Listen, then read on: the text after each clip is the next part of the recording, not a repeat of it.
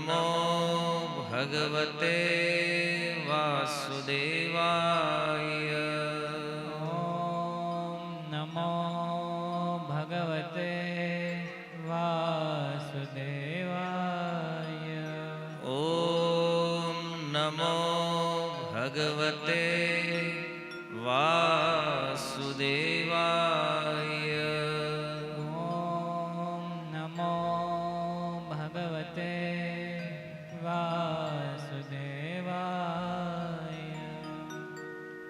હરે કૃષ્ણ.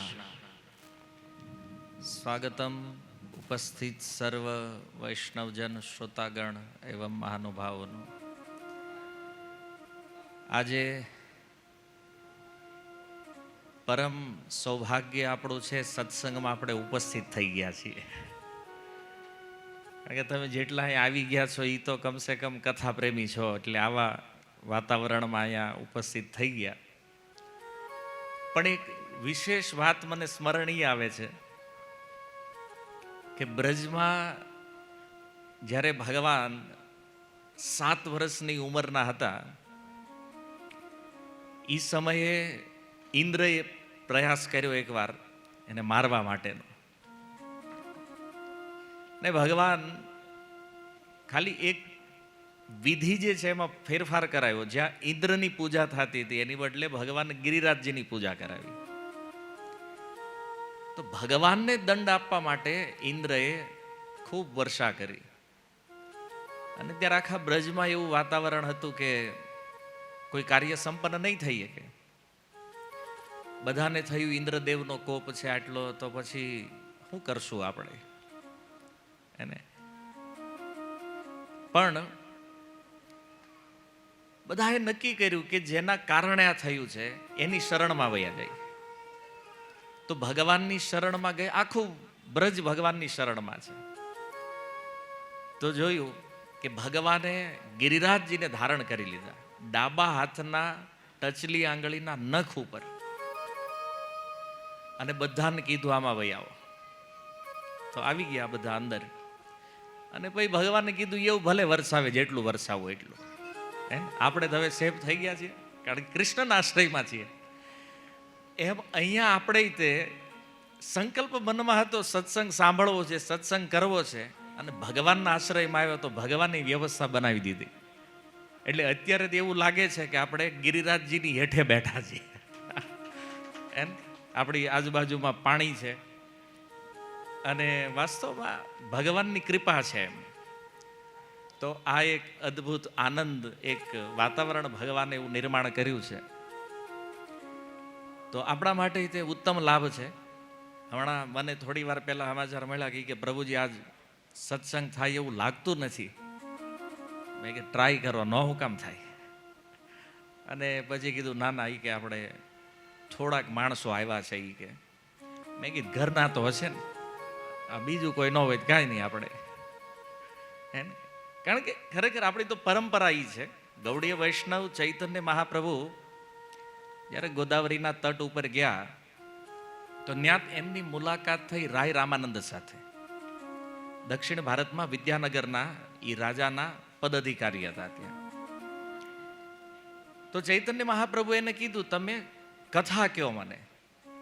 તો રાય રામાનંદજીએ કીધું અહીંયા તો આપણે બે છીએ. તો કે એક વક્તા અને એક શ્રોતા, તોય કથા થઈ છે. તો આપણી કથાની પરંપરા છે કે એક વક્તા હોય ને એક શ્રોતા હોય ત્યાં સુધી કથા થઈ જાય, વાંધો નથી. એમ કેટલા માણસો છે એ મહત્વપૂર્ણ નથી, કેવા લોકો છે એ વધારે મહત્વનું છે. અને ઘણી વાર શું થાય છે કે ભાઈ ભીડ તો હોય પણ એમાં સાંભળવા વાળા કેટલા છે. કથા કોની અંદર જઈ રહી છે એ વધારે મહત્વનું છે. આપણે બેઠા હોય, આપણું ધ્યાન ન હોય, કાન બંધ હોય, કથા ક્યાંથી ક્યાં જાય છે એ ખબર ન હોય તો એનો કોઈ મતલબ નથી. કથામાં આપણે બેઠા છીએ એના કરતાં વધારે મહત્વનું છે કથા આપણામાં બેસે તો આ સત્સંગનો કંઈક લાભ પ્રાપ્ત થાય. જેવી રીતે આપણા આચાર્યો કહે છે કે જીવનનું સૌથી ઉત્તમ કાર્ય જે છે ને એ સત્સંગ છે.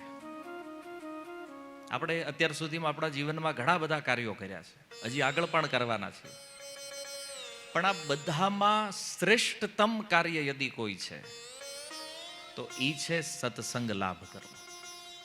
આચાર્યોનો આ મત છે. કારણ કે જો સંસારમાં 3 પ્રકારના વ્યક્તિઓ છે. પહેલા એ છે જેને આ બધામાં વિશ્વાસ નથી. એ માનતા હોય કે ભાઈ આ બધું શું છે, આ તો ઠીક છે, કોઈ ઇન્વિટેશન આપ્યું છે એટલે આપણે આવી ગયા છે, વ્યવહારે આવીને બેઠા છે. પણ એને આમાં કોઈ શ્રદ્ધા નથી. તો એની માન્યતા અલગ છે. એવું માને છે કે ભાઈ આવું બધું હોતું નથી, કાંઈ ભગવાન જેવું કાંઈ છે નહીં, મૃત્યુ પછી કાંઈ હોતું નથી. થોડું સાયન્સને જે ફોલો કરે છે એના આવી વિચારધારાઓ છે. શ્રદ્ધા નથી આમાં સ્વાભાવિક, સત્સંગમાં, શાસ્ત્રોમાં, ગુરુજનોમાં. તો એવા લોકોને શાસ્ત્ર કહે છે અશ્રદ્ધાળુ વ્યક્તિ, જેને શ્રદ્ધા નથી. બીજી કેટેગરીના લોકો એ છે કે જે લોકો માને તો છે ભગવાન જેવું કંઈક છે, શાસ્ત્ર ગુરુ આવું કંઈક છે, એને માને છે પણ સ્વીકારતા નથી. એને કઈ ભાઈ ભગવાન વિશે માનીએ અમે, થોડું ઘણું માનીને પછી એના કામમાં બિઝી છે. તો અશ્રદ્ધાળુ વ્યક્તિ છે એક અજ્ઞાની છે. અજ્ઞાની છે પહેલી કેટેગરી, જેને બિલકુલ ખબર નથી.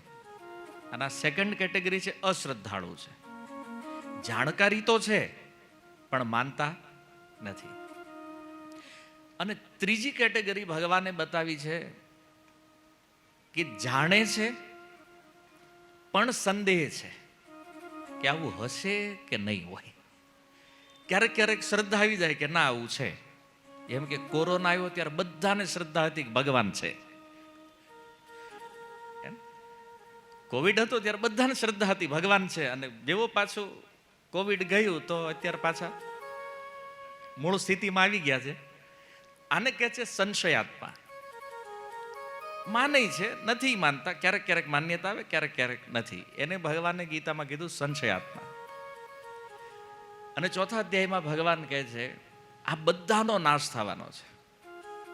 અજ્ઞાની જે છે, અશ્રદ્ધાળુ છે અને સંશયાત્મા છે, આનો વિનાશ છે. તો મનમાં એક પ્રશ્ન થાય કે આ લોકો માનતા કેમ નથી?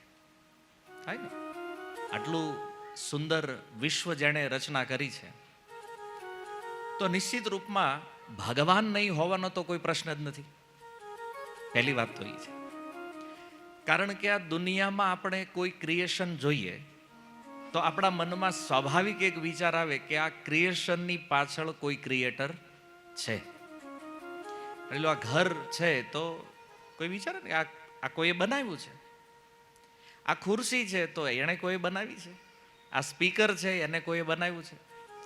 હરેક વસ્તુને જોઈને ખબર પડે કે આની પાછળ કોઈ સર્જનહાર છે, ક્રિએટર છે. તો અચ્છા, જે લોકો માને છે કે ભગવાન નથી તો આ વિશ્વ જે છે એ કેવી રીતે પ્રારંભ થયું? ઓટોમેટિક આવ્યું છે. આટલા સુંદર બ્રહ્માંડનો કોઈ ક્રિએટર નથી, આ એક તર્ક છે. પણ હવે વિચારો કે બ્રહ્માંડ આ બન્યું છે તો નિશ્ચિત રૂપમાં આમાં ઘણી ક્રિયાઓ જે છે એ ઓટોમેટિક થાય છે. જેમ કે રોજ સવારે સૂર્યનું ઉગવું, સૂર્યનો હાથમાં કોઈ સ્વિચ બોર્ડ તો નથી કે હાલો ભાઈ હવે આમ ટાઈમ થયો, જલ્દી સૂર્યને ઓર્ડર કરો ભાઈ આવી જાવ, હવે અમારે ધંધે જવાનો. પાછું કે ભાઈ ટાઈમ થઈ ગયો, થાકી ગયા, હવે આને મોકલો પાછું. એક ચક્ર રોજ ચાલે છે નિયમિત. ઋતુ ચક્ર, શિયાળો પછી ઉનાળો પછી ચોમાસું પાછો શિયાળો, એક ચક્ર કન્ટિન્યુ ચાલ્યા કરે છે. એક કાળ ચક્ર છે, સમય. આજે રાત્રિ છે, કાલ સવારે દિવસ આવશે, કાલ સવારે દિવસ છે તો પાછી રાત્રિ આવશે. કાળચક્ર ચાલે છે. તો આ બધું જે ચાલી રહ્યું છે તો એનો એક તર્ક આપણે વિચારીએ કે આ બધું ઓટોમેટિક નથી.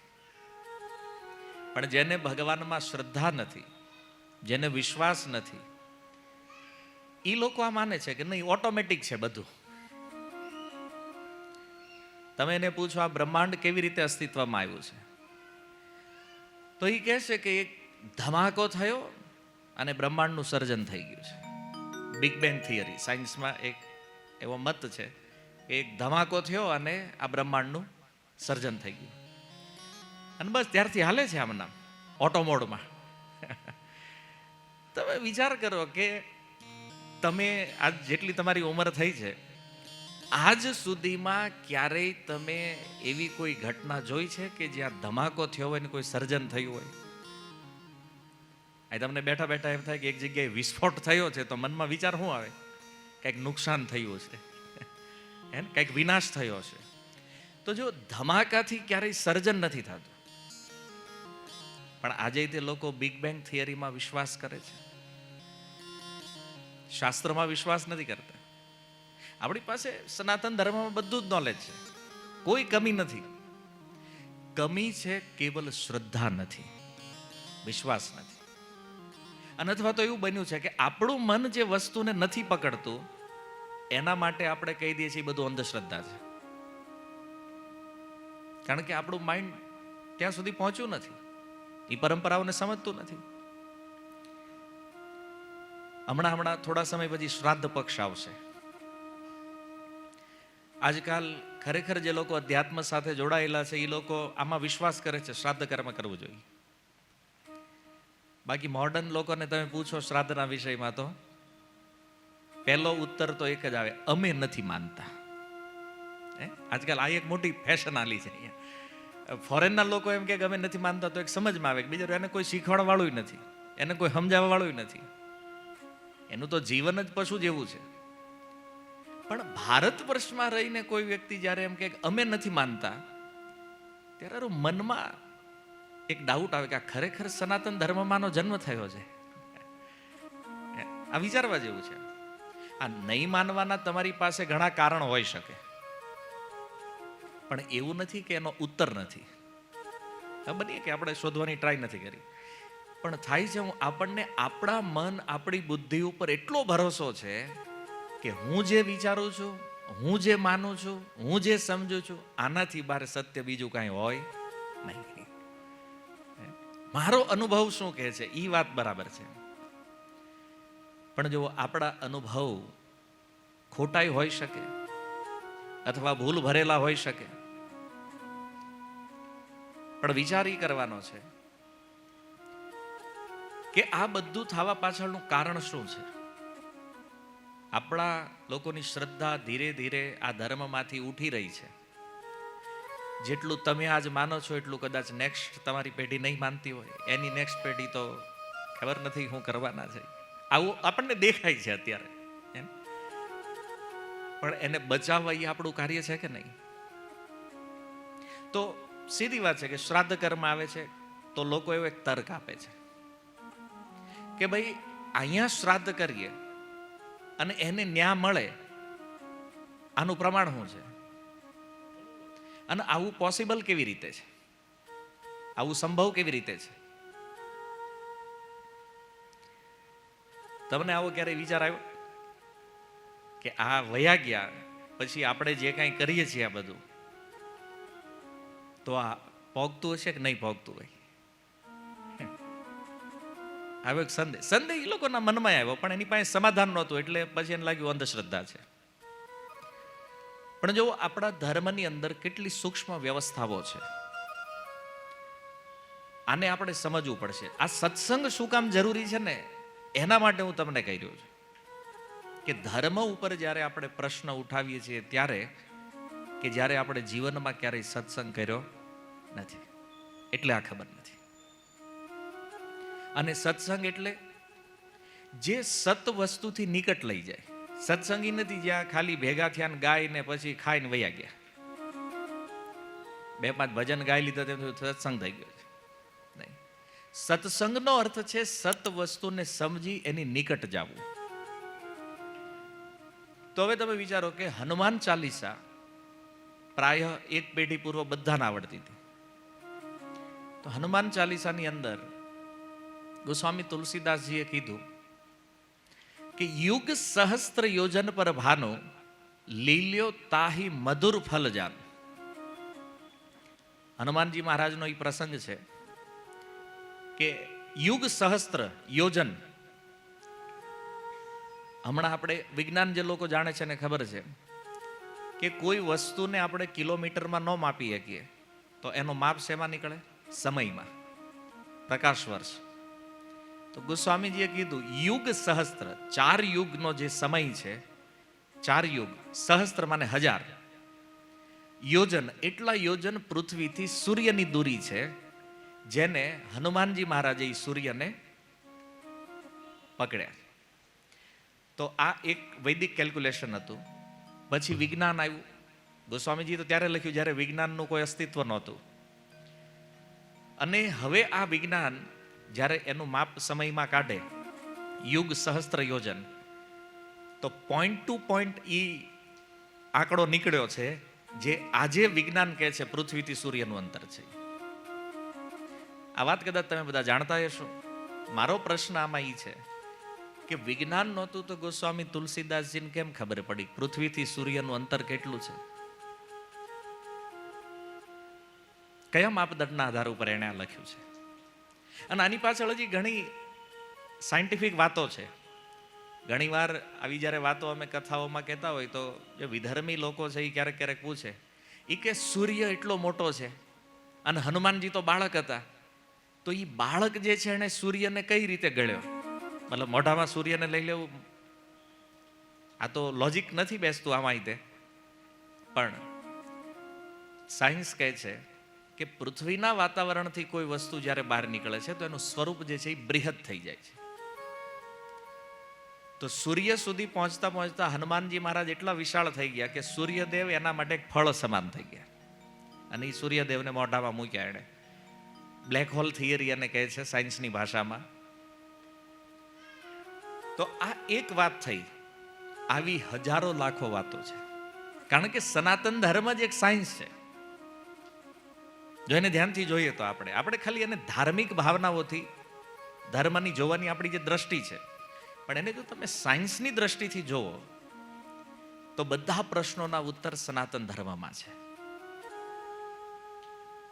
પણ આ વસ્તુઓમાં આપણી શ્રદ્ધા કેમ નથી? કારણ કે કોઈ સમજાવ્યું નથી, સાંભળ્યું નથી. આપણે સાયન્સનો એવો કયો નિયમ છે કે જે વેદમાં નથી? આજે આપણને એવું લાગે છે કે સાયન્સ આટલી બધી શોધ કરી રહ્યું છે, તો એવી કઈ થિયરી છે વિજ્ઞાનની અંદર કે જે વેદમાં નથી? છે. પણ ઘણીવાર પાશ્ચાત્ય લોકોની વાત સાંભળીને આપણું મન સહજ આપણા ધર્મથી અંધશ્રદ્ધા કરે છે. એ વાતો સાંભળી અને એમાંય તો એ લોકો એક થિયરી બનાવી છે આવી કે ભાઈ તમે આજે બધી ક્રિયાઓ કરો છો આનો કોઈ મતલબ નથી, આ બધું અંધશ્રદ્ધા છે. તમે અહીંયા આપો અને એને ન્યા મળે, કઈ રીતે માનવું? એ કે તમે માનો અહીંથી અહીં પાણી નાખો આમ તો એ તમારે સૌરાષ્ટ્ર પગે, ખેતર જાય ન જાય, તો અહીંયા તમે આપો એ ન્યા ઠેઠ કેમ જાય? આ તર્ક છે એનો. આવી બધી સ્ટોરી બનાવી છે આ લોકોએ. અને આપણી પાસે જ્યારે આનો ઉત્તર ન હોય તો શું કરવું પડે? આપણે એની વાત માનવી પડે. એને જે કીધું એ સ્વીકારવું પડે. પણ હવે વિચારવાનો એ છે કે જ્યારે વ્યક્તિ જીવિત હોય તો એના માટે વ્યવસ્થા બની છે, એને સ્થૂળ વસ્તુઓ દ્વારા એનું પોષણ કરી શકો, તમે એને સુખી કરી શકો. જેવી રીતે આ શરીર છે અત્યારે, આને જીવાડવા માટે આપણે શું આપીએ? ખોરાક આપીએ છીએ એને. રોટલી, સબ્જી, દાળ, રાઈસ આપણે એને ખવડાવીએ છીએ, શરીર જીવે છે. અચ્છા, જ્યારે કોઈ વ્યક્તિનું મૃત્યુ થાય ત્યારે શું ઘટના બને? શરીર છૂટે છે, શરીર અહીંયા રહે છે, આત્મા નીકળે છે, એ જાય છે. અચ્છા, આત્માનું સ્વરૂપ શું છે? તો ભગવદ્ ગીતામાં ભગવાને કીધું આત્મા સૂક્ષ્મ છે. અચ્છા, સાઈઝ આત્માની શું છે? આજ સુધી આત્માને કોઈ જોયો નથી, અને આપણે એની એવી સિસ્ટમ છે જે નથી જોયું એને નહીં માનવાનું. એમ તો આ દુનિયામાં ઘણા એવા દેશો છે આપણે નામે નથી સાંભળ્યા, તો એનો મતલબ એ ન હોય, છે અસ્તિત્વમાં. આપણે નથી જોયું એનો મતલબ એવું નથી નથી. પણ આત્મા છે એનો પુરાવો શું છે? એનો પુરાવો એ છે કે ભાઈ અત્યારે શરીર અને આત્મા સાથે છે તો આપણે બોલીએ છીએ, હું બોલું છું, તમે સાંભળો છો, બધી ક્રિયાઓ થઈ રહી છે. અને આત્મા જેવો એમાંથી નીકળી જાય તો પછી ખાલી શરીર રહેવાનું છે. એનો મતલબ શરીરને ચલાવવા વાળું કોઈ તત્વ છે જે આને ચલાવે છે, એને જ શાસ્ત્ર આત્મા કહે છે. અને આત્માનું ગુજરાતી છે હું. આત્મા સંસ્કૃત શબ્દ છે, એનું ગુજરાતી શું થાય છે? હું. એટલે આપણી રિયલ આઈડેન્ટિટી જે છે, રિયલ ઓળખ જે આપણી છે ને એ આત્માની છે. આપણે આત્મા છીએ, આ શરીર નથી.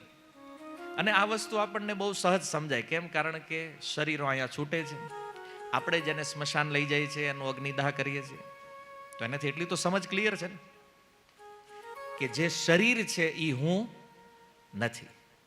શરીરથી પરતત્વ જે આત્મા છે એ હું છું. તો એ જે આત્મા છે એ આપણું ઓરિજિનલ સ્વરૂપ છે અને એની એક સાઈઝ છે. હવે આ સાઈઝ આપણને ખબર નથી, પણ આપણા ઉપનિષદોમાં આત્માની સાઈઝ બતાવી છે. એમાં કીધું છે બાલાગ્ર શતભાગસ્ય શતધા કલ્પિતસ્ય છે. બાલાગ્ર વાળ જે છે એનો અગ્રભાગ એટલે વાળનો જે પોઈન્ટ છે, બાલાગ્ર શતભાગસ્ય એના 100 ભાગ કરો, અને એ જે એક ટુકડો આવ્યો 100મો ભાગ એના પાછા 100 ભાગ કરો. એટલે વાળના અગ્રભાગના 10,000મો ભાગ જે સાઈઝ આવે એ સાઈઝ આત્માની છે. ઉપનિષદો કહે છે બાલાગ્ર શત ભાગસ્ય શતધા કલ્પિતસ્ય ચ ભાગો જીવ સવિજ્ઞેય સચ અનંતાય કલ્પતે. આ આપણા ઋષિ મુનિઓનું જ્ઞાન છે, જેણે આ કલ્પના કરી છે કે આવો સૂક્ષ્મ કણ પણ અસ્તિત્વ ધરાવે છે. સૂક્ષ્મ વસ્તુ છે. તો જો ધર્મનો અર્થ કેવલ ભાવુકતા નથી કે બસ ખાલી કથાઓ ચાલે છે, વાર્તાઓ ચાલે છે, લોકો આવે છે, સાંભળે છે, વયા જાય છે, નહીં. ધર્મ વિજ્ઞાન છે. અને આને સમજવા માટે આ સત્સંગની વ્યવસ્થા છે કે સત્સંગમાં આવ્યા પછી જીવ સમજે કે આ જીવનનું લક્ષ્ય શું છે. આપણને મનુષ્ય બનાવીને મોકલ્યા છે ખાલી ખાવા પીવા ઊંઘવા હાટવા શરીર મળ્યું. આજ કામ કરવું છે તો આ તો પશુઓ કરે છે, આપણી કરતા સારી રીતે. થોડું કમ્પેરિઝન ક્યારેક કરી જવો પ્રકૃતિમાં. આપણે ખાઈ 4 રોટલી, સારું હોય તો, નગર તો 2-2.5. બરાબર. હાથી કેટલું ખાય છે? પર ડે ટન મોઢે જોઈએ, ટનના હિસાબે ખાય હાથી. અને આપણી એની કોમ્પિટિશન થાય તો જીતે જ કોણ? હાથી જીતવાનું. ઊંઘવામાં કોમ્પિટિશન દેડકારે કરો, જમીનમાં 8 મહિના હોય શીત નિદ્રામાં. સાયન્સ કહે છે શીત નિદ્રામાં દેડકો 8 મહિના સૂઈ જાય, ભૂમિ નીચે હોય, જમીનની નીચે હોય. ચોમાસામાં 4 મહિના જાગે. આપણે કેટલું હોઈએ કે કન્ટિન્યુ? અને કોઈને કીધું કે અઠવાડિયું તમારે હોઈ જવાનું, તમને એક રૂમ આપી દઈ, તાળું મારી દઈ, બહારથી હોઈ જાવ, અઠવાડિયું જાગવાનું નથી. 2 દિવસ દરવાજો તોડીને બહાર આવે કે નહીં? કોમ્પિટિશન નથી એની હારે. તે ભયથી રક્ષણ કરવા માટે આપણે આ સુંદર મકાનો બનાવ્યા. એમ લાગ્યું હજી ખતરો છે તો શસ્ત્રો બનાવ્યા. તો તીરકામઠાથી ચાલુ કર્યું હતું, તલવારો લાવ્યા, ભાલા, અને પછી વેરાયટી આવતી ગઈ, બંદૂકો આવીને, તોપ લાવ્યા, દારૂગોળા લાવ્યા, ને હવે એટમ બોમ્બ સુધી પહોંચી ગયા. કોઈને આ હું કામ બનાવ્યું છે? બોલે સુરક્ષા માટે. અચ્છા, પશુઓએ ક્યારેય કોઈ હથિયાર બનાવ્યું છે? સિંહ પોતાની રક્ષા જાતે કરે છે, વાઘ એની રક્ષા જાતે કરે છે. કોઈ પશુઓ પાસે હથિયાર નથી, ભયથી પોતાનું રક્ષણ કરે છે. અને મૈથુન મનુષ્ય સંતાન ઉત્પત્તિ કરે, પશુઓ કરે છે. તો શાસ્ત્ર કહે છે સામાન્ય એતત પશુભીર નરાણામ. આ જે વસ્તુઓ જે કોમન છે મનુષ્યમાં પશુમાં, તો પછી બેયમાં ભેદ શું છે? ડિફરન્ટ શું છે બેયમાં? આપણે માનીએ છીએ ને કે મનુષ્ય કરતા પશુ સારા છે કે નથી? તો કયા કારણે મનુષ્ય શ્રેષ્ઠ છે? આવું કોઈ પૂછે આપણને, શું કારણ છે? આપણે શ્રેષ્ઠ કેમ છીએ? પશુ નિકૃષ્ટ કેમ છે? આપણે શ્રેષ્ઠ છીએ કારણ કે આપણી અંદર એક એક્સ્ટ્રા ફીચર્સ આપ્યું છે પ્રકૃતિએ. એ છે મન. મન તો બધાનું હોય ને, કૂતરાનું મન ન હોય. બુદ્ધિ. અચ્છા, અહીંયા કૂતરું આવે અને તમે આમ હાથ ઊંચો કરો ને યુ ટર્ન લઈ લે, એમાં બુદ્ધિ છે કે નથી? હાલો વરાછાનો એક્સપિરિયન્સ કહું તમને. તમે શાક માર્કેટમાં નીકળ્યા હોય ગાડી લઈને, હોર્ન મારો, એક ગાય ઊભી હોય ને એક બાઈ ઊભી હોય, તમારો અનુભવ શું કે છે? ગાય હટી જાય, બાયું નથી હટતી. આવું તમારી પાસેથી સાંભળ્યું છે. તો બુદ્ધિ તો છે કે નહીં? આમ હાથમાં પથ્થર જોવે તો કોઈ પશુ ભાગવા માટે બુદ્ધિ તો છે ને, વિચાર તો એ ખરે છે ને, ભાગી જવું જોઈએ, ડિસિઝન લીધું છે ને એણે. તો આજ સુધી સમાજમાં એક કોમન વસ્તુ છે કે ભાઈ પશુમાં બુદ્ધિ નથી, એવું નથી ભાઈ. બુદ્ધિ તો છે એને, એનામાં મન પણ વિચાર કરે છે, ડિસિઝન પણ લે છે. પણ જે ડિફરન્ટ જે થયો છે ને એ છે ધર્મો હિ એકો અધિક વિશેષ. મનુષ્યમાં ધર્મ છે, પશુમાં એ નથી. આ એક જ વસ્તુ આપણને અલગ કરે છે, ધર્મ. કૂતરો ક્યારેય પ્રશ્ન ન કરે હું કૂતરો કેમ. તમે બધા આવા બંગલા માર્યો એસીમાં અને અમારા રોડે, એનો ઓબ્જેક્શન નથી. જે મળ્યું છે એમાં એ આનંદ કરે છે. જે પશુઓને જે શરીરો મળ્યા છે એ એમાં આનંદ કરે છે. તમે સાંભળ્યું કોઈ દી આંદોલન કર્યું હાથી હોય ભેગા થઈ? કરું આટલું ખાવા જોઈએ, અમને જ ફેક્ટરીઓ આપો, આ નગરી તમે જ હાંકો છો, એમ તમારે ખાવાની 4 રોટલી તો આટલી મોટી ફેક્ટરી હાંકો ને અમારે ખાવાનું આટલું તો અમારે કાંઈ નહીં. એમ કોઈ ઓબ્જેક્શન નથી. એ એની રીતે લડે છે, બધા એની રીતે લડે છે. પણ ધર્મ એક એક્સ્ટ્રા વસ્તુ છે આપણી અંદર જે આપણને પશુઓથી જુદા પાડે છે. અને મનુષ્ય હોવા છતાં જો એમાં ધર્મ નથી તો ધર્મેણ હીના પશુ વીર સમાન. ધર્મ વગરનો મનુષ્ય પશુની સમાન છે. ઓલા 4 પગવાળા છે, આ 2 પગવાળો છે, બીજું કોઈ અંતર નથી. કેમ? કારણ કે આ ખાવા પીવા ઊંઘવા માટે જીવે, ઓલો ખાવા પીવા ઊંઘવા માટે જીવે. કામ બેયનું એક જ છે, પછી મરી જવાનું છે. તમે રસ્તા ઉપર નીકળ્યા હોય ને કોઈ કૂતરું મરી ગયું હોય, એક્સિડન્ટ થઈ ગયું, કોઈ વેલ્યુ લાગે છે એની? કૂતરાની કોઈ વેલ્યુ લાગે? એ તો ઠીક છે, રખડતા હોય ને મરે, કોઈ મતલબ નથી. એમ ધર્મને જાણ્યા વગર કોઈ વ્યક્તિ મૃત્યુ પામે છે તો એમાં પણ કાંઈ એની કોઈ વેલ્યુ નથી. તો આ જીવન જે મળ્યું છે એ પોતાને જાણવા માટે, પોતાને સમજવા માટે, અને આ સંસાર જે દુઃખમય છે આમાં ફરીથી ન આવવું પડે એનો ઉપાય કરવા માટે આપણને મનુષ્ય બનાવવામાં આવ્યા છે. તો શાસ્ત્ર કહે છે કે ભાઈ તમે અહીંયા આવી ગયા છો પણ હવે કંઈક એવું કર્મ કરો, કંઈક એવું કરો કે ફરીથી આ જન્મ મૃત્યુ જરા વ્યાધિમાં આવવું પડે નહીં. કારણ કે નગર એવું તો નથી કે ભાઈ એકવાર મર્યા પછી પાછું નહીં આવવું પડે. આજે જો વિશ્વમાં જેટલા પણ ધર્મ છે, હાલાકી ધર્મ તો એક જ છે સનાતન, પણ જેટલા મત છે, મજહબ છે, આ બધા લોકો માને છે કે મર્યા પછી કાંઈ હોતું નથી.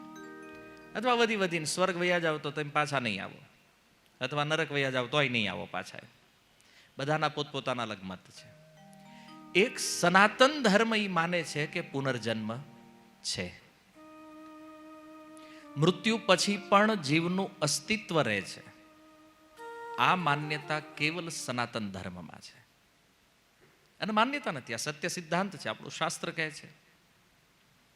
છતાં ઘણા લોકો વિચારે છે અમે માનતા નથી. તો આને સમજવા માટે સત્સંગ છે કે જે દુઃખમાં ફસાણા છે, એવું નથી કે આ જીવનમાં બહુ બધું એચિવમેન્ટ કરી લીધું છે તો હવે મૃત્યુ સમય તો પાછું બધું ઝીરો થઈ જવાનું છે. તો એના પહેલા એવું શું કરવાનું છે કે જેના કારણે આપણી શ્રદ્ધા વધે, ભગવાનમાં આપણો વિશ્વાસ વધે, અને એના ફળ સ્વરૂપ આપણે આ સંસારના જે કાંઈ દુઃખ છે એનાથી મુક્ત થઈ શકીએ. શાસ્ત્રમાં એક સરળ ઉપાય બતાવ્યો છે જો વિપત્તિ બધાના જીવનમાં છે, દુઃખ બધાના જીવનમાં છે. કોઈ વ્યક્તિ એવો છે જે કે મારા જીવનમાં કોઈ તકલીફ નથી, કાંઈ દુઃખ નથી, એવું તો નથી. તો આ વિપત્તિઓને ટાળવાનો ઉપાય શું છે? એનો ઉપાય છે ભગવત દર્શન, ભગવાનનું દર્શન કરવું જોઈએ. તો ભગવાનમાં આપણી શ્રદ્ધા નથી, તો એનું કારણ જણાવતા કુંતી મહારાણી કહે છે, ભગવાન કૃષ્ણ મહાભારતનું યુદ્ધ પૂર્ણ કરી જ્યારે દ્વારકા જવા માટે નીકળ્યા, રથ ઉપર સવાર થયા, અને એ સમયે કુંતી મહારાણી, પાંડવોની જે માતા છે, એના મનમાં ઐશ્વર્ય ભાવ પ્રગટ થયો ભગવાનને જોઈ, અને એણે એક સુંદર સ્તુતિ કરી ભગવાનની. એ સ્તુતિમાં એક શ્લોક છે જેમાં એ કારણ બતાવે છે, લોકો ભગવાનમાં વિશ્વાસ કેમ નથી કરતા, એની શ્રદ્ધા ભગવાનમાં કેમ નથી. તો એનું કારણ કે છે, જન્મ ઐશ્વર્ય શ્રુત શ્રીભી રેધમાન મદહ પુમાન નૈવાર હત્ય અભિધાતુમ વે ત્વમ અકિંચન ગોચર. કે છે પ્રભુ, તમારા જે ભક્તો છે એ તો આ સંસારમાં તમારું દર્શન કરવા ચાહે છે, અને જેવું તમારું દર્શન કરે છે તો તમારા દર્શનનું ફળ એ છે કે એના જીવનમાં જે વિપત્તિઓ છે આ વિપત્તિઓ ટળી જાય છે. કુંતી મહારાણી આ એક એવું વ્યક્તિત્વ છે જેણે ભગવાન પાસે એક એવું વરદાન માગ્યું છે કે જે વરદાન આજ સુધી કદાચ કોઈએ નહીં કલ્પના કરી હોય. શું માગ્યું જાણો? દુઃખ માગ્યું ભગવાન પાસે. વિપદ સંતુ. ભગવાને કીધું શું જોઈએ છે? બોલે મારે દુઃખ જોતું છે. માગે કોઈને કીધું હોય ખોટું ખોટું પ્રાર્થના કરો તો ભગવાનને દુઃખ ન માગે. કેમ? વિચાર કરે, કદાચ ફોટામાંથી તથાસ્તુ કહી દીધું તો આપણે લેવા દેવા વગરના ટેન્શનમાં આવી જાય. એમ ખોટું ખોટું કોઈ પ્રાર્થના ભગવાનને નથી કરતા દુઃખ લેવા માટેની. પણ કુંતી મહારાણી કહે છે દુઃખ જોઈએ છે. કારણ ભગવાને પૂછ્યું દુઃખ શા માટે? તો કહે છે, પ્રભુ જ્યાં સુધી દુઃખ જીવનમાં હતું ત્યાં સુધી તમારું દર્શન થતું હતું રોજ. આજે મારો પુત્ર રાજા બની ગયો, સુખ આવ્યું, તો અમને છોડીને જઈ રહ્યા છો તમે. અને જો ભગવાનનું સ્મરણ જે છે ને એ દુઃખમાં જ થાય છે. દુઃખ મેં સુમિરન સબ કરે, સુખ મેં કરે ન કોઈ. બધું રેડી હોય ત્યારે કાંઈ નહીં, પણ તકલીફ આવે ત્યારે ભગવાન કેવા યાદ આવે. અને આવી વિપત્તિઓ આપણા જીવનમાં આવી છે ત્યારે આપણે જોયું છે. કોરોનાથી વધારે સારું ઉદાહરણ તો આપણી પાસે શું હોય બીજું આના માટે? ભગવાનનું કેવું સ્મરણ થતું હતું આપણને. તો કુંતી મહારાણી કહે છે, પ્રભુ દુઃખ આપો જેના કારણે મને તમારું દર્શન થયા કરે, તમારું સ્મરણ થયા કરે. તો ભગવાને કીધું કાંઈ વાંધો નહીં, તમારી ઈચ્છા પૂરી કરીશ, પણ મારું દર્શન શું કામ કરવું છે? તો એનો ઉત્તર કુંતી મહારાણી આપે છે કે પ્રભુ યત્સ્યાત અપુનર્ભવ દર્શનમ. આ સંસારમાં જે લોકો તમારું દર્શન કરે એને ભવસાગરનું દર્શન ક્યારેય કરવું પડતું નથી. એટલે નવધા ભક્તિમાં પ્રણામ કરવા એ પણ એક ભક્તિ છે. ભગવાનનું દર્શન કરવું એ પણ એક ભક્તિ છે. તો ભગવાન કે જો મારા દર્શનથી આ બધી વિપત્તિઓ ટળી જતી હોય તો આ દુર્યોધનની કેમ ન ટળી? એ મને જોતો તો રોજ. એનો બાપ ધૃતરાષ્ટ્ર આંખથી આંધળો, બુદ્ધિથી આંધળો, એને તો મેં દેખાડ્યું ને, મારું સ્વરૂપ બતાવ્યું. ધૃતરાષ્ટ્રને ભગવાનને પહેલા વિશ્વરૂપ દર્શન કરાવ્યું, અર્જુનથી પહેલા, અને એનથી પહેલા દર્શન કરાવ્યું દુર્યોધનને. ભગવાન કે મેં વિશ્વરૂપ દેખાડ્યું તોય નથી માનતા. તમે કહો છો કે મારા દર્શન કરવાથી વિપત્તિ વહી જાય, તો આ બેયને જ મેં કરાવ્યું છે. સંધિદૂત બનીને જ્યારે ભગવાન આવ્યા ને તો દુર્યોધનને પહેલા સમજાવ્યો. તો દુર્યોધનને સમજાવ્યું, બધાએ ટ્રાય કરી. વિદુરજીએ કીધું એટલે સાક્ષાત દ્વારકાથી સમજાવે. તું માનતો નહીં, કઈ ટાઈપનો માણસ હતો યાર. હોય ને ક્યારેક કુટુંબમાં કોઈ ન માનતો, આખું કુટુંબ સમજાવતું કે ને કે ભાઈ સમજતો નથી. દુર્યોધન કે જો ભાઈ બધા જ્ઞાન રહેવા દે જોઈએ, મને બધી જ ખબર છે આ દ્વારકાધીશ કોણ છે, મને એ ખબર છે ધર્મ શું છે ને અધર્મ શું છે. તો વિદુરજીને આશ્ચર્ય થયું, તું આટલો મોટો જ્ઞાની છો, તો આ કાંડ કેમ આવા કરે? તો ભાઈ એ કે હું જાણું છું ધર્મને, જાનામી ધર્મમ નચમે પ્રવૃત્તિ, મારી એમાં પ્રવૃત્તિ નથી. જાનામી અધર્મમ, હું અધર્મ નહીં જાણું છું, નચમે નિવૃત્તિ, એને હું છોડી નથી એકદમ. તો વિદુરજી કે આટલું સમજે તો ના કોણ પાડે તને? બોલે અંદર કોક બેઠું છે, હે ને, દૈવ. દુર્યોધને દૈવ શબ્દ પ્રયોગ કર્યો, દૈવ છે એ મને રોકે છે. એ કે બહારથી ભલે એ સમજાવે પણ આપણે માનવાનું થતું નથી. તો આ દુનિયામાં ઘણા એવા કેટેગરીના લોકો હોય, દુર્યોધન કેટેગરી. તો જ્યારે એ માન્યો નહીં ને તો ભગવાને કીધું ધૃતરાષ્ટ્રને કે આ તમારો દીકરો જે છે ને એ આખા કુળનો નાશ કરશે, અત્યારે આને કાઢી મૂકો. અરે દુર્યોધનનો મગજ ગારું, મારા ઘરે આવીને મને જ ધમકાવે છે. બહાર વયો ગયો, સભા છોડીને સેના માંડ્યો તૈયાર કરવા કૃષ્ણને બંદી બનાવવા માટે. તો ભગવાનને ખબર પડી ગઈ કે તું મને બંદી બનાવવાનો. તો એના જે હતા એના મિત્રો એવા જ હોય ને, આખી ટીમ લઈને આવ્યો હારે. તો ભગવાને વિશ્વરૂપ દેખાડી દીધું, એને કીધું બાંધ લે. વિશ્વરૂપ તો અનંત છે, ક્યાંથી શરૂઆત કરો? બેભાન થઈને પડી ગયો. ભગવાન કે આ તો મૂર્ખ છે, મૂર્છિત થઈ ગયો, અને બાપાને દેખાડ્યું, કદાચ એ સમજી જાય તો. ધૃતરાષ્ટ્રને ભગવાને દ્રષ્ટિ આપી અને પોતાના સ્વરૂપનું દર્શન કરાવ્યું, હું કોણ છું. ઈ જો તોય પુત્રના મોહમાં આંધળો એ કે મારો દીકરો માનતો નથી, શું કરવું? ભગવાન કે મરો બે, નથી માનતો તો સાક્ષાત સ્વરૂપ દર્શન પછી ન માનતા હોય તો આ કળિયુગમાં કદાચ કોઈ આવીને એમ કે હું ભગવાનને નથી માનતો, તો આપણે આમાં ખોટું ન લગાડવું જોઈએ. ડાયરેક્ટ દર્શન ભગવાનને આપ્યા, એ ના પડે હું નથી માનતો તો, એટલે અત્યારે કોઈ આવે કદાચ કે ભાઈ એમ નથી માનતા, તો એમાં કે બહુ આશ્ચર્ય કરવા જેવું નથી. ન માને શું કરીએ ભાઈ? એનું કારણ છે કે શ્રદ્ધાનો અભાવ છે ને. પહેલા જે આપણે વાત કરી, અજ્ઞાન છે, અશ્રદ્ધા છે, સંશય છે. તો સામે ભગવાન હોવા છતાં સ્વીકાર થતો નથી. પણ આ લોકો તત્વ નથી જાણતા કે ભગવાનનું દર્શન જીવનની તમામ વિપત્તિઓમાંથી મુક્ત કરવા વાળું છે. આજ ઘણા લોકો કહેતા હોય કે ઘરે ભગવાન છે, દર્શન કરો, મંદિર શું કામ જવું છે? સલાહ મફત આપે બધા, લે કોઈ નહીં. એમ કે મંદિરે શું કામ જવાનું? ભગવાન તો છે ને, ઘરે છે, ન્યા પ્રણામ નથી કરે, ન્યા ઠેઠ લાંબા થઈ. તો કામ તો તમે ઘરે કરીએ કોને, શું કામ માર્કેટ આટા મારો? છોકરાઓ ઘરે ભણી શકે, સ્કૂલે શું કામ મોકલો છે? હરેક કાર્ય માટે એક સ્થાન નિશ્ચિત છે, એક સ્થાન છે ને, અને એ કાર્ય એ સ્થાનમાં જઈને કરો. તમે ઓફિસમાં જઈને બેહો ત્યારે ધંધાનો મૂડ આવે, ઘરે આવે નથી આવતો. તો હરેક કાર્ય માટે એક સ્થાન નિશ્ચિત થયું છે. એમ ભગવાનમાં મન લગાડવા માટે સ્થાન છે, અને મન ત્યાં લાગે. શું કામ? એનું કારણ કુંતી મહારાણી આગળ કહી ચૂક્યા છે, આપણે એમાં જ બહુ લાંબુ થઈ જાય. પણ મૂળ વાત જે છે કે ભગવાનના વિષયમાં આ બધી જાણકારી હોવા છતાં લોકો માનતા નથી. આનું કારણ શું છે? એનો ઉત્તર કુંતી મહારાણી આપે. 4 વસ્તુ છે: જન્મ, ઐશ્વર્ય, શ્રુત, શ્રી.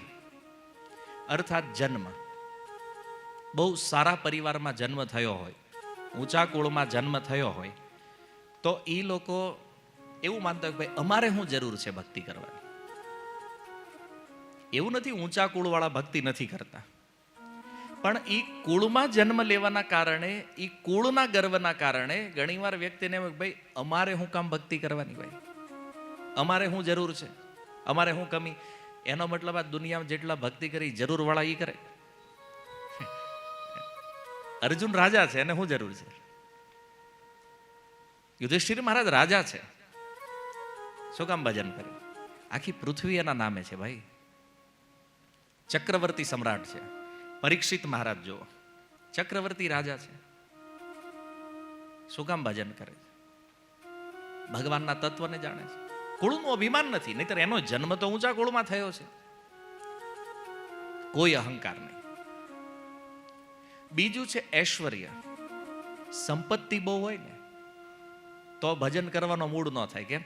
કારણ કે સંપત્તિ આવે એટલે ભોગનો મૂડ થાય કે હવે આપણી પાસે થઈ ગયું છે તો હવે મોજ કરો. આટલી મહેનત કરીને કમાણા છે અને હવે ભજન કરવાનું. પહેલા મજા કરી લેવા દો, પછી બધું જોઈ લેવું. તો જન્મનું અભિમાન, ઊંચા કુળમાં જન્મનું અભિમાન, ઐશ્વર્ય પ્રાપ્ત થયું છે એનું અભિમાન, અને વિદ્યા એટલે જ્ઞાન, જ્ઞાનનું અભિમાન. જો જ્ઞાનના વિષયમાં આપણું શાસ્ત્ર કહે છે વિદ્યા વિનય સંપન્ને. જ્ઞાન ખરેખર આવે ને તો માણસ વિનમ્ર બને.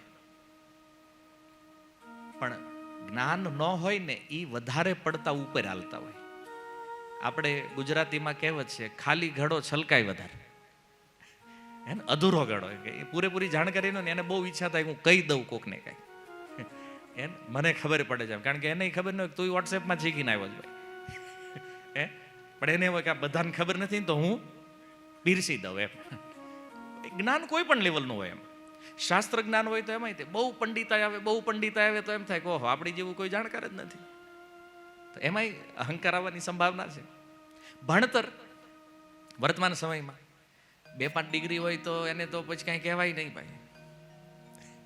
કેમ ઈ જો આવીને એમ કે ભાઈ ભગવાન નથી તો આખા ઘરને ઈ જ માનવાનું નથી. કેમ? કારણ કે હાથ પેઢીમાં ભાઈ એક જ ભણ્યો હોય. એવું થાય ને, ઓલે બધાને એમ થાય કે આ ભણીને આવ્યો તો આપણી કરતા એને જ વધારે ખબર પડતી હોય. જો ભણતર જીવન જીવવા માટે જરૂરી છે, અથવા બિઝનેસ માટે આપણે એનો ઉપયોગ આ સંસારમાં કરીએ છીએ, પણ એ જરૂરી નથી કે જે લોકો ભણ્યા છે એ બધું જ જાણે છે. અધ્યાત્મના વિષયમાં તો એનો મત લેવામાં નહીં આવે ને કે ભાઈ બહુ ભણી ગયા છે તો એને અધ્યાત્મય ખબર હોય, એ જરૂરી નથી. એને તો એ જ્ઞાન છે જે ચોપડા વાંચીને આવ્યા છે, એનાથી બહાર તો સમજ નથી. પણ છતાં ક્યારેક ક્યારેક આ અભિમાન તે ભગવાનના વિરોધી બનાવી દે છે. તો જ્ઞાનનું જે અભિમાન છે, અને શ્રીનો અર્થ છે સુંદરતા. શરીર ભગવાને બહુ સારું આપ્યું હોય ને એ ભજન ન કરે, એને થોડુંક અઘરું છે. કામ? કારણ કે એ આખો દી એને સજાવવામાં જાય ટાઈમ. એનો માળા ક્યારે કરે, ભગવાનના દર્શન ક્યારે? કારણ કે એના દર્શનમાં જ નવરા રહે તો ઓલું જોવે ને બીજું. હકીકત જે ભગવાને રૂપ જેને નથી આપ્યું ને, તો તમારે ભગવાનને થેન્ક યુ કહેવું જોઈએ કે સારું થયું તમે અમને એટલા બધા ઐશ્વર્યવાન નથી બનાવ્યા. એટલે આપણું મન આમાં જાય જ નહીં કે આપણને કોણ જોવાનું જ નથી, એટલે માથાકૂટ જ નહીં કાંઈ. હવે તમે વિચાર કરો, જે બહુ સારા દેખાતા હોય ને એના લગ્નમાં જવાનું એ તૈયાર થવામાં ટાઈમ કાઢે. હવે આપણને ખબર, આપણે જઈને ટી-શર્ટ લેવાની જ પહેલા એમ. કદાચ તમે 5,000 પહેરો 10,000 પહેરો, આપણે રહેવાનું તો લાઈનમાં જમવામાં છે, કોઈ મતલબ નથી એમ. પણ જેની પાસે સુંદરતા છે, નો ડાઉટ આ સુંદરતા ભગવાનની ભક્તિમાં સહાયક બની શકે, પણ મોટા ભાગે જો સુંદરતાનું અભિમાન આવી જાય તો પછી બસ એ જ શરીરને સજાવવામાં, એને ખવડાવવામાં, પીવડાવવામાં, નવડાવવા, ધોવડાવવામાં આખો ટાઈમ એમાં જ કાઢે. કારણ કે એને મનમાં થોડોક એવો ભાવ હોય કે આ બધું વિખાઈ ન જવું જોઈએ. પણ ભાઈ કાળ પ્રકૃતિના પ્રવાહમાં એક દિવસ તો બધું સ્વાહા થવાનું છે. તો આ 4 વસ્તુ જે મળે છે કોઈ વ્યક્તિને, આચાર્યગણ કહે છે 4 માંથી કોઈ એક ઐશ્વર્ય પણ જો કોઈને મળી ગયું અને એનું અભિમાન એને આવી ગયું તો આ વ્યક્તિ હાથમાં આવે નહીં. એક વાળો હાથમાં ન આવે તો વિચારો કે 4 જેનામાં છે એની શું દશા છે. કુંતી મહારાણી કહે આ એની જેવું છે કે કોઈ વ્યક્તિને માની લો વાંદરાને કોઈ દારૂ પીવડાવે તો એ કેવો થાય? તો વાંદરો ઓલરેડી સ્વભાવથી ચંચળ છે એટલો, અને એમાં કોઈ એને દારૂ પાઈ દે તો એની દશા શું હોય? અને એ દશામાં જો એને વીછી કવડે વાંદરાને, અને પછી એનું ગાંડ પણ કયા લેવલે જાય સમજો? એમ આ 4 ઐશ્વર્ય જો કોઈને મળ્યા તો આમાં વાંધો નથી. ઊંચા કુળમાં જન્મ લેવો, ધન હોવું, વિદ્યા હોવી કે રૂપ હોવું એ ખોટું નથી, પણ એનું અભિમાન જો આવી ગયું આ 4 માંથી એકનું અથવા 4યનું, તો એ વાંદરા જેવી દશા કરી નાખશે. કારણ કે એમાં પહેલો ગુણ એ આવે કે કોઈનું સાંભળવાનું નહીં. આપણે જ આપણા મનના રાજા છીએ. આપણે જે માનવી જે વિચારવી, તું કોણ કહેવા વાળો જ મને ભાઈ. એક અલગ લેવલ. હા, પણ ક્યારેક ક્યારેક જીવનમાં એવી ઠોકરો લાગે ત્યારે ઈ સમજે, નહીતર પછી એ જ અભિમાનમાં જીવન પૂરું થઈ જાય. પણ જો જે વ્યક્તિ પાસે આ બધું નથી, જે અસહાય અવસ્થામાં માને છે પોતાને, આવા વ્યક્તિઓ ભાવથી ભગવાનનું નામ લેતા હોય. તમને તમે બધાએ અનુભવ્યું હશે કે જ્યારે તમે ગામડે રહેતા હતા ત્યારે તમે હર શનિવારે હનુમાનજીને મંદિરે ધૂન કરતા હતા, જે ભાવથી ગાતા હતા. જળઝીણી એકાદશી આવતા ને આપણે ગામમાં ઠાકોરજીને જળ ઝીલવા લઈ જતા ને કીર્તન કરતા. હાજુ કહેજો, ઈ ભાવ ભલે ઘરે લાખ રૂપિયાનું મંદિર હોય તો એને સામે બેહીની ભાવ આવે એ નથી. કેમ? ત્યારે આ નહોતું બધું. અભિમાન આપવા વાળી વસ્તુઓ નહોતી ત્યારે, હે ને? એટલે એમાં આનંદ હતો. એમાં કારણ ખબર હતી કાંઈ છે જ નહીં, ભગવાન તમારી સિવાય કાંઈ નથી આપણી પાસે. એટલે અસહાય ભાવથી ભગવાનને બોલાવતા. કૃષ્ણદાસ કવિરાજ ગોસ્વામી ચૈતન્ય ચરિતામૃતમાં લખે છે કે ભગવાન કોની ઉપર જલ્દી કૃપા કરે છે? બોલે, દિનેર અધિક દયા કરે ભગવાન. જે પોતાને અસહાય અવસ્થામાં માને છે કે પ્રભુ હવે અમે આ માયાથી સંસારથી થાક્યા છીએ, હવે કૃપા, એની ઉપર ભગવાન કૃપા કરે. જો દામોદર લીલામાં ભગવાનને જ્યારે ઘરે જ નંદ ભવનમાં મટકી ફોડી નાખીને તો યશોદાજીએ નક્કી કર્યું કે આને દંડ તો દેવો પડશે, કારણ કે આ ઘરે જો આવા તોફાન કરતો હોય તો બહાર હું નહીં કરતો હોય. તો છડી ઉઠાવી દંડ આપવા માટે ભગવાનને. પછી ભગવાનને પકડ્યા, પકડી નક્કી કર્યું કે જે ઉખલ ઉપર ઉભા રહીને જે માખણ વાંદરાને ખવડાવતા ને, બોલે એ જ ઉખલ હારે બાંધી દેવો છે. તો યશોદાજીએ પોતાના વાળમાંથી જે વાળ બાંધ્યા હતા એક રસ્સીથી, વાળ રેશમી દોરી ખોલી કૃષ્ણને બાંધવા માટે 2 આંગળ ટૂંકી પડી ગઈ. તો તરત બીજી ગોપીઓ આવી, એણે જોયું. યશોદાએ કીધું જેટલી રસ્સી હોય એટલી લઈને આવો બધી. હવે નંદ ભવનમાં 9 લાખ ગાય હતી. એક ગાયની 2 રસ્સી ગણો તો 18 લાખ રસ્સીઓ તો હતી જ ત્યાં. જેનથી જેટલી આવે લેતા આવો. ગાંઠ મારી પાછી બાંધી તોય 2 આંગળ કમ. યશોદાજીએ વિચાર્યું કે આની કમર છે એટલી એવી, અને બંધાતો નથી એ કે જે હોય એ, પણ આના હાથ તો મૂકવાનું નથી થતો. તો હવે આ લીલા શરૂ થઈ હવારે, દિવાળીના દિવસની આ લીલા છે. હવારે મંગળા આરતીથી શરૂ થયું તો બપોર થઈ ગયું. ગાંઠ મારતા મારતા કોઈ રસી 2 આંગળ કમ પડે. યશોદાજીનું શરીર પસીનાથી લથબથ. ભગવાને જોયું કે માતાએ આટલો શ્રમ કર્યો છે, આટલો પરિશ્રમ કર્યો છે, તો હવે આની ઉપર કૃપા કરો. યા તો ભગવાન માટે કોઈ શ્રમ કરે અને યા તો એટલું સાધન કરે કે એ થાકી જાય, ત્યારે ભગવાન કૃપા કરે. અને એ જ્યારે કૃપા કરે ને ત્યારે બંધનમાં આવી જાય પાછું. આ કૃપા લેવાનો શ્રેષ્ઠ માર્ગ છે ભગવાન. તો અસહાય ભાવ હોય જ્યારે અને કોઈ ભગવાનની શરણાગતિ પુકારે તો ભગવાન તરત કૃપા કરે છે. હવે તમે જુઓ, આ ઉદાહરણ અહીંયા હું કહું પણ તમને ખોટું ન લાગવું જોઈએ. અત્યારે કળિયુગમાં થોડુંક એ ધ્યાન રાખવું પડે, સામે વાળાને ખોટું ન લાગે. મીડિયા આવ્યા પછી આ બધું વધી ગયું છે. અહીંયા સોસાયટીમાં તમે બધા લગભગ કેપેબલ માણસો રહ્યો છો. હવે હમણાં આ પ્રોગ્રામ પૂરો થાય એટલે આપણે કીર્તન કરશું. જોકે આજ તો આપણો માહોલ નથી, નહીંતર આપણા કીર્તન હોય, સંકીર્તન ભગવાનના નામમાં આપણે નિત્ય કરતા હોય, નાચતા હોય. તો ઘણીવાર સંકીર્તન થાય ને એટલે અમુક સોફેસ્ટિકેટેડ લોકો સીધા સાઈડમાં આવીને ઉભા રહી જાય. એને એમ થાય અહીંયા આપણે કેમ નાચવું? આપણે આટલી ફેક્ટરીના માલિક, આટલું બેલેન્સ, જો આવડાના કેમેરામાં આવી ગયા, કાલ માર્કેટમાં કોઈ પૂછશે, લે તમે હતા આમાં, ઈ કે થાય ને, સ્ટેટસ નડે. જો ભગવાનના નામ કીર્તનમાં નાચવું, ભક્તિ, મીરા નાચે છે, નરસિંહ મહેતા નાચે છે, આપણે શું વાંધો આવે છે? સ્ટેટસ નડે છે. એમ હાઈ સોસાયટીમાં છે ને, અને કાલ કોઈ કહે તમે આમાં લાગી ગયા એમ ને, પાછા ઈ. હવે બીજું હાલો, નાચવાનું છોડી દો, અહીં બેઠા જો, હું હમણાં કહીશ તમને, આપણે બેઠા બેઠા ગાવાનું છે, તો શું થાય? આપણે નહીં ગાવાનું. કોઈ દી ગાયું નથી ભાઈ. નામ લીધું જ નથી. તો એક તો એ ફાવટ ને ભાઈ બાજુવાળો શું કહે, સૌથી મોટી તકલીફ આ છે આપણને. પેલા મોટિવેશન વાળા કહે છે ને, દુનિયા કા સબસે બડા રોગ ક્યાં કહેંગે લોગ. આપણું ટેન્શન નહીં છે બાજુવાળો શું કહે, પણ આપણે એ નથી વિચારતા સામે ભગવાન રાધા દામોદર છે, એ શું વિચારશે આપણા વિષય.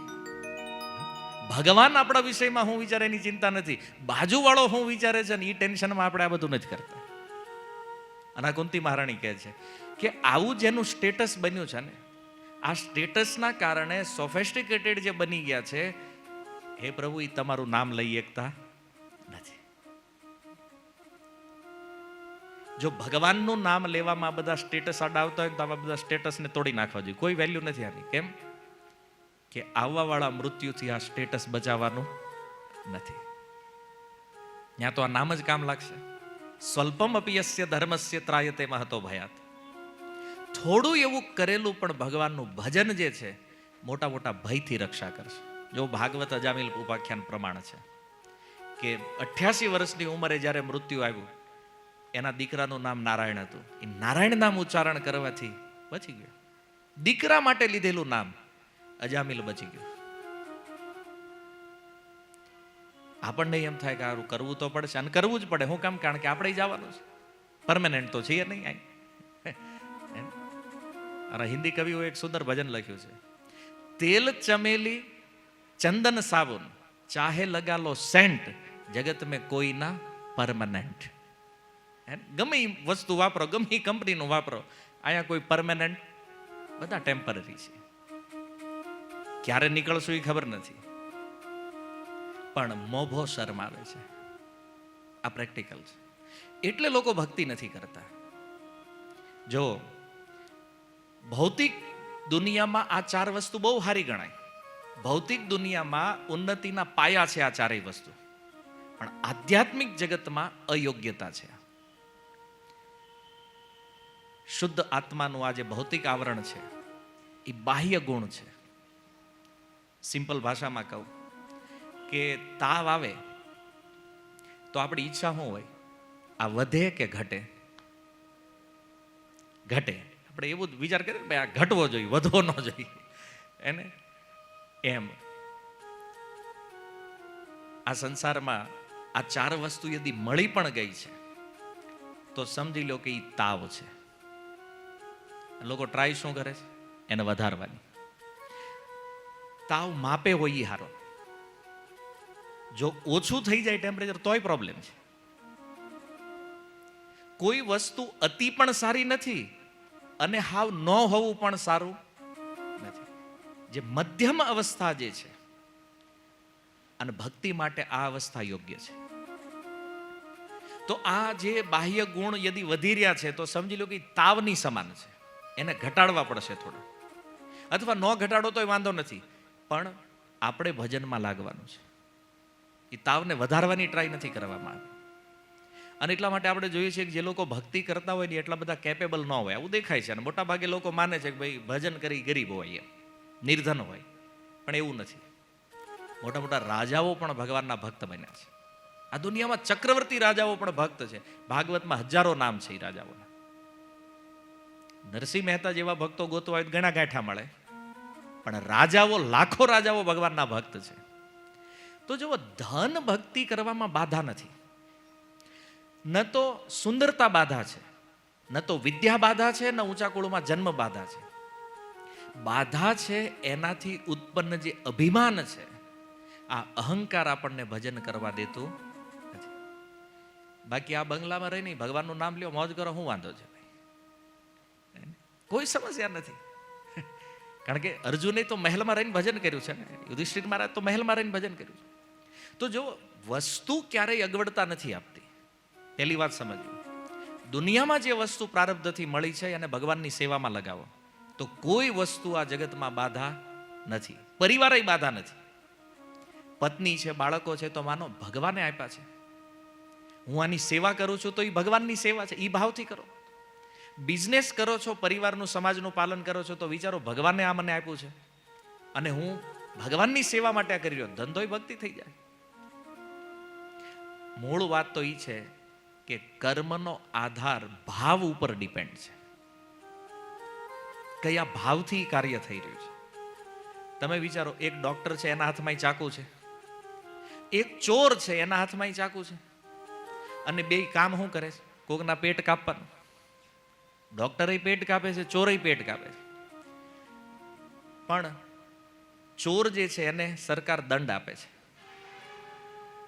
ચોર કોઈને ચાકુ મારે તો સરકાર એને દંડિત કરશે, અને ડોક્ટર પેટ કાપે છે, ઓપરેશન કરે તો સરકાર એને પુરસ્કાર આપે છે, ઇનામ આપે છે. કેમ? કારણ કે ચોરનો ભાવ છે કોઈને મારી નાખવાનો, અને ડોક્ટરનો ભાવ છે બચાવવાનો કોઈને. સમજ્યા? કામ કર્મ તો એ ખરખું છે ને, કામ તો બે પેટ પકડવાનું જ કરે છે, પણ ભાવ ઉપર ડિપેન્ડ કરે છે કર્મનું ફળ. કયા ભાવથી કર્મ થઈ રહ્યું છે. તો દુનિયામાં છીએ, પરિવાર છે, બિઝનેસ છે, બધું છે. આ બધું બંધનકારક નહીં બને જો કેન્દ્રમાં ભગવાન હશે, કેન્દ્રમાં કૃષ્ણ છે, તો કોઈ વસ્તુ બંધનકારક નથી. કારણ કે ભગવાનના સંબંધે આપણે આ બધી વસ્તુઓને સ્વીકાર કરવાની છે. ભગવાનના સંબંધે કે ભાઈ આ ઘર મને આપ્યું છે, ભગવાને આપ્યું, આનો વહીવટ કરવો એ મારું કર્તવ્ય છે. પરિવાર આપ્યું છે તો આ બધા ભગવાનના અંશ છે, આની સેવા કરું છું, ભગવાનની ભક્તિ છે. બરાબર? તો આ ભાવથી ધીરે ધીરે ચેતના ભગવાનમાં જોડાશે. જે ચેતના સંસારમાં આવી છે એ ચેતના ભગવાનમાં લાગશે. એટલા માટે વસ્તુ ક્યારેય ખરાબ હોતી નથી. વાત સમજો. આજે કોઈ વ્યક્તિ એમ કહે છે કે આ બધું બગડી ગયું છે, આટલો બગાડ થયો છે, કોના કારણે? મોબાઈલના કારણે. મોબાઈલ તો જડ વસ્તુ છે ભાઈ. મોબાઈલ કે તમને કાંડ કરો એમ? ખરાબી મોબાઈલમાં નહીં, અહીંયા છે. અહીંયા જે છે ને ઈ એમાં આવે છે. ફોન તો જડ છે ને, ઈ થોડી કે આ જોવો કે આ જોવો. તમારું મન શું જોવા માંગે છે ઈ તમે જોવો છો. અને દોષ કોની ઉપર નાખ્યો છે? મોબાઈલ ઉપર. આપણે તો સ્વીકારતા જ નથી કે આપણે કાંડ કર્યો છે. હે, આ બધું બગડી ગયું, મોબાઈલે બગાડ્યું. અચ્છા, તો મને ઈ કહો, મોબાઈલ જ્યારે નહોતા ત્યારે લોકો પાપ નહોતા કરતા? શું કહો? પાપ નહોતું ત્યારે? હતું ને. એટલે દોષ વસ્તુ ગલત નથી, સમજો. હરેક વસ્તુની એક ઉપયોગિતા છે. એટલે પ્રભુપાદ કહેતા ઉપયોગિતા સિદ્ધાંત છે. તમે કઈ વસ્તુને ક્યાં ઉપયોગ કરો છો એ મહત્વનું છે. આજ કેમેરાનો ઉપયોગ કોઈની પાર્ટી શૂટિંગ કરવાય થાય, અને આજ કેમેરાનો ઉપયોગ આ ભગવાનનો સત્સંગ કરવાય થાય. આજે તમે તો અહીં સાંભળ્યો, હવે આના માધ્યમથી હજારો લાખો લોકો બીજા સાંભળશે પાછા આ વસ્તુને. આજ માઇક કોઈ પિક્ચરના ગીત ગાવાય ઉપયોગ કરે છે, આજ માઇક ભગવાનના કીર્તનમાં ઉપયોગ થઈ રહ્યો છે. તો માઇકને તો ખરાબ નહીં કહીએ, કઈ કેમેરાને તો ખરાબ નહીં કહીએ. કે વસ્તુની ઉપયોગિતા તમે ક્યાં ઉપયોગ કરો છો એ વધારે મહત્વનું છે.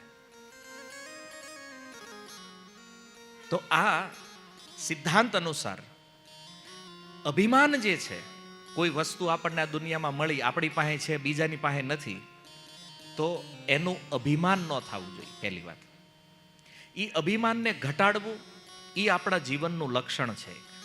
કે આ અભિમાન ઓછું થાય, વિનમ્રતા આવે, ભગવાન સાથેના સંબંધને આપણે સમજીએ, અને ભગવાનનો અને આપણો જે શાશ્વત સંબંધ છે આ સંબંધને ભક્તિ દ્વારા પુનઃ જોડીએ, તો આ મનુષ્ય જીવનનું આપણું કલ્યાણ થાય.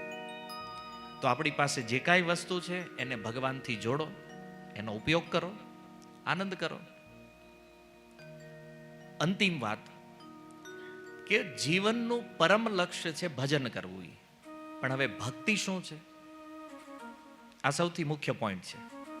કારણ કે આજકાલ જેટલા મત છે, જેટલા સંપ્રદાયો છે, એટલી ભક્તિની જુદી જુદી પદ્ધતિઓ છે, અને લોકો વધારે આમાં કન્ફ્યુઝ છે. ઓલા કે આ કરો, ઓલા કે આ કરો. કરવાનું શું? તો જો શ્રીમદ ભાગવત જે સનાતન ધર્મનો સનાતન ગ્રંથ છે, કોઈ સંપ્રદાયનું પ્રાઇવેટ નથી ભાગવત. બધા સંપ્રદાયો આને સ્વીકારે છે, બધા મત આને માને છે. શ્રીમદ ભાગવત કહે છે કે કલેર દોષે નિધે રાજન અસ્તિ એકો મહાન ગુણ કીર્તના દેવ કૃષ્ણસ્ય મુક્ત સંગ પરમ રજિત. જો આ કળિયુગ જે છે ને એ દોષોનો સમુદ્ર છે. અહીંયા તમે જોવો તો બધી બાજુ દોષ જ દોષ દેખાય છે. અસ્તિ એકો મહાન ગુણ, પણ આમાં એક ગુણ મહાન છે. એ શું છે? કીર્તના દેવ કૃષ્ણસ્ય, જો કોઈ કૃષ્ણનું કીર્તન કરે, મુક્ત સંગ પરમ વ્રજે. સુખદેવજી આ વચન બોલી રહ્યા છે ભાગવતમાં. અચ્છા, તમારા મનમાં એક પ્રશ્ન થાય, કૃષ્ણનું જ કીર્તન કેમ? સુખદેવજી કૃષ્ણની બદલે ભગવત શબ્દ પ્રયોગ કરી શકતા હતા ત્યાં, કે કીર્તના દેવ ભાગવત કીર્તન મુક્ત સંગ પરમ વ્રજે. પણ એણે સ્પેશિયલ નામ જોડી દીધું, કીર્તના દેવ કૃષ્ણ છે, કૃષ્ણનું કીર્તન. એટલા માટે, કારણ કે ભાગવતના પહેલા સ્કંદના 3 અધ્યાયનો 28 નંબર શ્લોક કહે છે, એતેચ અંશ કલા પુંસ કૃષ્ણસ્તુ ભગવાન સ્વયં. ભગવાનના જેટલા પણ સ્વરૂપ છે, જેટલા પણ અવતારો છે, આ બધાનું મૂળ જે છે એ કોણ છે? ભગવાન કૃષ્ણ છે. અને જ્યારે કોઈ કૃષ્ણનું ભજન કરે છે, કૃષ્ણની ભક્તિ કરે છે, એનો અર્થ છે, તમે જ્યારે કૃષ્ણ નામ લ્યો છો ને, તો ભગવાનના બધા જ અવતારોની ભક્તિ એમાં સંમિલિત થઈ ગઈ છે. કારણ કે કૃષ્ણ પૂર્ણ રૂપ છે, બધા અવતાર એમાં સંમિલિત છે. આ થિયરિટિકલ વાત નથી. ગીતાના 11મા અધ્યાયમાં પ્રેક્ટિકલી વિશ્વરૂપ જે દેખાડ્યું ને, એમાં બધા અવતાર અર્જુને જોયા છે. જેટલા દેવી દેવતાઓ છે એ બધાને ભગવાનની અંદર અર્જુને જોયા છે. અને આ સંસારમાં જેટલી વિભૂતિઓ છે ભગવાનની, આ બધી વિભૂતિઓને અર્જુને વિશ્વરૂપમાં જોઈ છે. અને અર્જુને શબ્દ કીધું, પરમ બ્રહ્મ પરમ ધામ. પ્રભુ તમે પરબ્રહ્મ છો, પરમ ધામ તમે છો. એટલે કે બધા અવતાર, બધા દેવી દેવતા, બધી વિભૂતિ કૃષ્ણ સ્વરૂપમાં વિદ્યમાન છે. અને એટલા માટે સુખદેવજી કહે છે, કીર્તના દેવ કૃષ્ણસ્ય મુક્ત સંગ પરમ વ્રજે. કૃષ્ણનું કીર્તન કરશો તો સરળતાથી આ સંસારથી મુક્ત થશો. કારણ સ્વામીજીએ કીધું, કલયુગ કેવલ નામ આધારા, સુમિરી સુમિરી ઉતરહી ભવપારા. આ કલયુગમાં એક જ ભક્તિ છે, એક જ ભજન છે, એ છે ભગવાનનું નામ લેવું. આનાથી વ્યક્તિ ભવસાગર પાર ઉતરી જાય, કેવલ નામ લેવાથી. જેવો મહેતા નરસિંહે નામ લીધું, પાર થઈ ગયા. મીરાએ નામ લીધું, પાર થઈ ગયા. તુકારામજીએ નામ લીધું, પાર થઈ ગયા. બીજું કાંઈ કરવાની જરૂર નથી, ખાલી ભગવાનનું નામ લ્યો. અને ભાગવત પ્રમાણ વચન છે, હું મારા ઘરની વાત નથી કહેતો તમને. સુખદેવજી 12 સ્કંદ 3 અધ્યાય શ્લોક જે મેં તમને કીધો ત્યાં છે. અને એક શ્લોકમાં એ પણ કીધું છે, કલો તદ હરિ કીર્તનાદ. આ કળયુગ જે છે ને, એમાં કેવલ ભગવાનનું નામ જ એકમાત્ર સાર છે. આવા હજારો શ્લોક ભાગવતમાં છે. ભાગવતના અંતિમ શ્લોકમાં આ જ વાત છે, નામ સંકીર્તનમ યસ્ય સર્વ પાપ પ્રણાશનમ. આ નામ જ બધા પાપનો નાશ કરી જીવને શુદ્ધ કરી એના સ્વરૂપમાં સ્થિત કરે છે. તો કોઈ વ્યક્તિ કહી શકે કે પણ અમે નામ લેવાની ટ્રાય કરી પણ મન નથી લાગતું, એટલે પછી બંધ કરી દીધું પાછું. શાસ્ત્રમાં ક્યાંય નથી કીધું મન લગાડીને લેવાનું છે. ખાલી કીધું છે નામ જપો, ચાહે ભાવથી લ્યો, કુભાવથી લ્યો, ચાહે મન લગાવો, ચાહે ન લાગે, નામ તો એનું કામ. અચ્છા, આપણે દવા પીવી, બીમાર થયા હોય ને દવા લઈ, તો ભાવથી દવા પીવો તો જ રોગ મટે, કે ભાવ ન હોય ને પીવો તોય મટી જાય? અનુભવ શું કહે છે? મટે છે ને. દવા પીધા પછી દવા નક્કી કરશે મારે અંદર જઈને શું કામ કરવાનું છે. આપણું કામ ખાલી પીવાનું છે, હે ને? એમ ભગવાનનું નામ લેવાનું એ આપણું કામ છે. પછી નામ નક્કી કરશે આપણને કેટલા પ્યોર કરવા. અને આપણે ટેન્શન જ લેવાનું, આપણે ખાલી નામ જપ કરવાનું છે. આ શાસ્ત્ર સાર છે. નામની તો અનંત મહિમા છે, પણ હવે આપણી પાસે સમય ઓછો છે. પણ કહેવાનો અર્થ એ છે કે કળિયુગમાં નામથી વધારે વિશેષ કોઈ ભક્તિ નથી.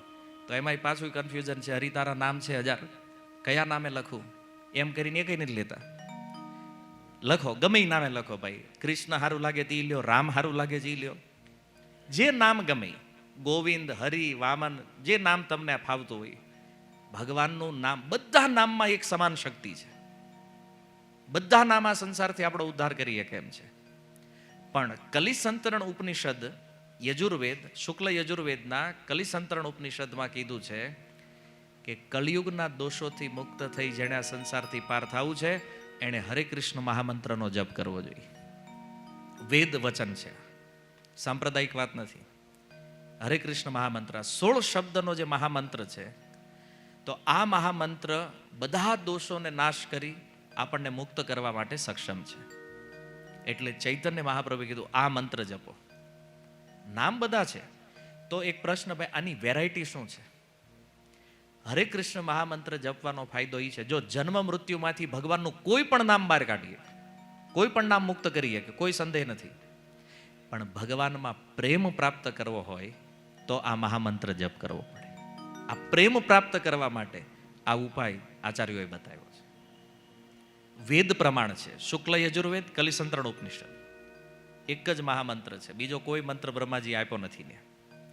તો જેની ઈચ્છા છે કે આ સુંદર મનુષ્ય જીવન મળ્યું છે, એક દિવસ આ શરીર નષ્ટ થવાનું છે અને આપણું મૃત્યુ આવે એ પૂર્વ આપણું કલ્યાણ કરવું છે, તો ભગવાનના નામનો અભ્યાસ કરો, આ નામની પ્રેક્ટિસ કરો જીવનમાં, તો નિશ્ચિત રૂપે આપણું કલ્યાણ થશે, એમાં કોઈ સંદેહ નથી. અને બીજું, આપણી થાય એમ નથી. કદાચ કોઈ એમ કે અમે આ ન કરવી તો તમે શું કરશો? બીજું એ કહો, નિર્જળા રહો,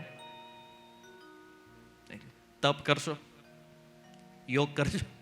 શરીર જ નથી એવા ભાઈ આ કાંઈ કરે એવા.